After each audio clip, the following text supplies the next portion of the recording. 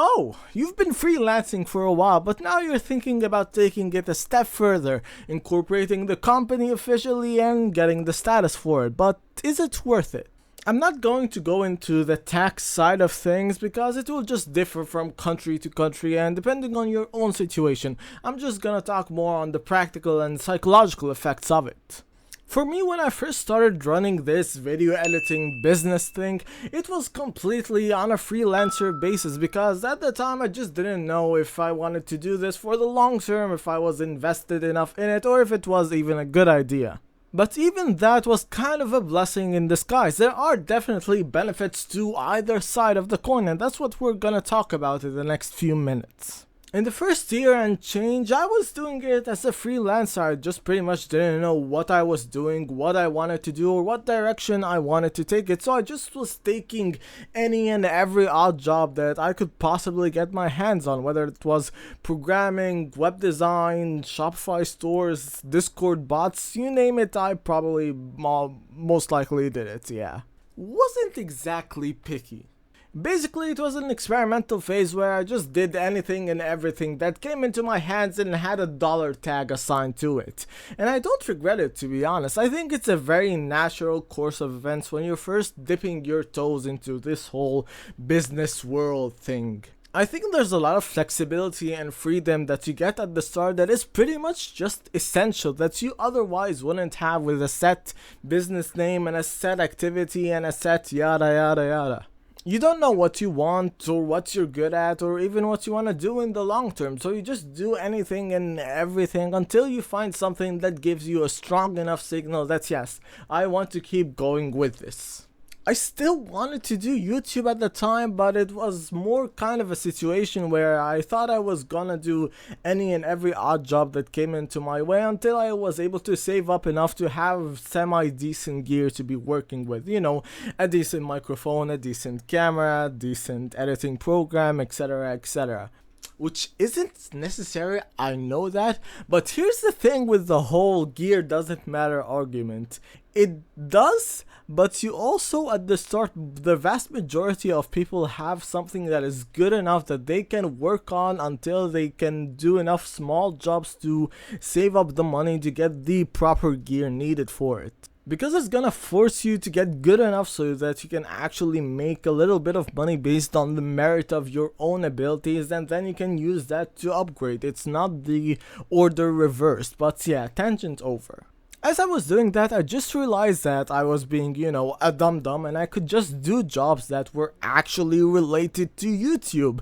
And that's when the days of my first $7 jobs came about. It wasn't until I started to get a little bit of money in my bank account at about March of this year, I had something like $1,300 in there where I thought, okay, this is getting a bit too out of hand, I should probably make an actual structure for this business.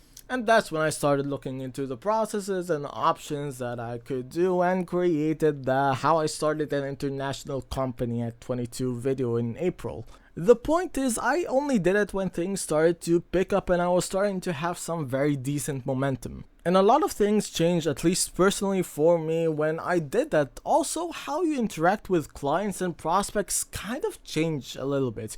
You know, when you get a fresh message in your inbox or a fresh email, you kind of do a little background check on the person, especially if you've never talked, seen, or met them before.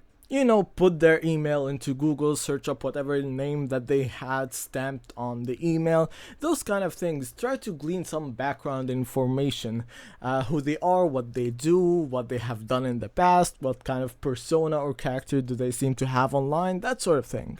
And it just gives a better impression when they search up your name and they find an incorporation document for a company and a website as opposed to just something like a Twitter handle. Same thing when they get an invoice from an official company address as opposed to your home address. It's the same reason why people get a custom email domain or a custom website domain. It just looks better, gives more credibility and trustworthiness.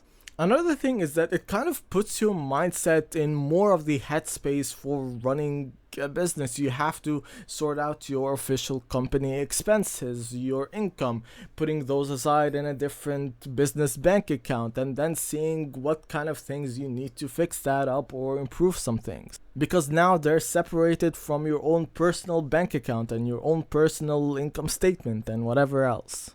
It wasn't conscious at the time, but I think it started to make me take it a lot more seriously when I saw that the name was an official entity that existed out there in the world. Like, it kind of had to have its own respect, and that I should give that to it.